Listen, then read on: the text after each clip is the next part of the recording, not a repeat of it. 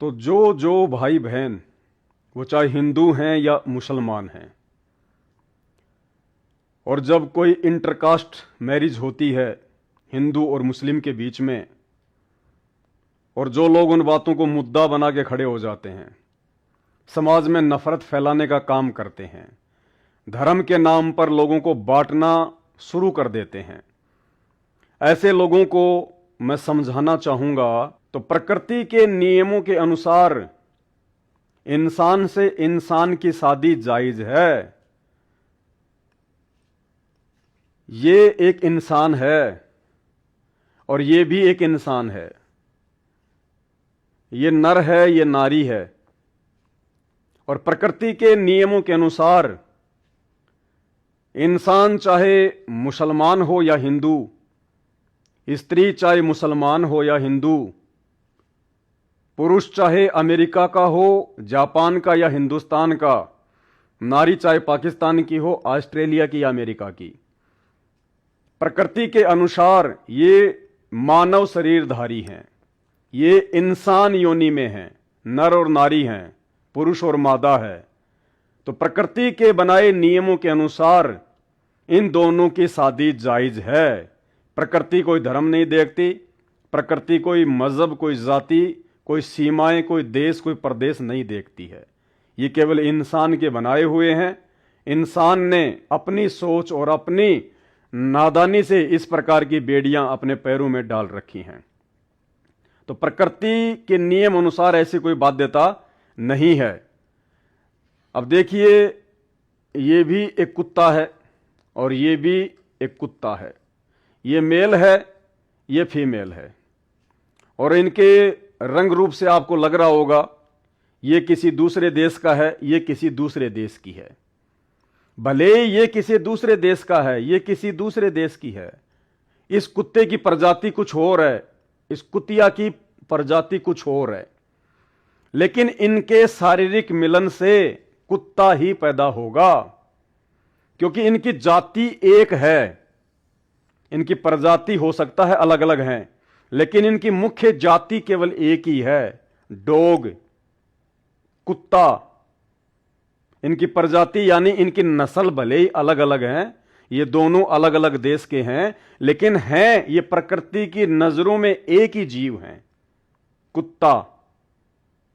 तो ये चाहे अमेरिका का हो, ये चाहे जापान की हो, ये चाहे हिंदू के घर में पला हो, ये चाहे मुसलमान के घर में पली हो, जब इनकी शादी होगी अर्थात इनका शारीरिक मिलन होगा तो इनसे कुत्ते ही पैदा होंगे। प्रकृति की नजरों में इनका शारीरिक मिलन जायज है। नाजायज कैसे होगा? यदि इस कुत्ते का इसके साथ में मिलन करना चाहो तो प्रकृति के नियमों के अनुसार यह नाजायज होगा। इस कुतिया का मिलन यदि आप इससे करना चाहो तो प्रकृति के नियमों के विपरीत होगा।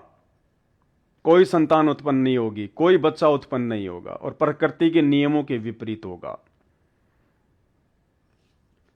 और इसके अलावा यह भी एक नाचने गाने और बजाने वाली नाटक मंडली का हिस्सा है। नाम है शाहरुख खान। इंसानों के द्वारा बनाए गए धर्म आधार से ये मुसलमान है, और ये जो लड़की है इसका नाम है गौरी खान। ये पहले हिंदू थी, बाद में ये मुसलमान बन गई, आपके नाम के आगे खान लगाने लग गई, गौरी खान।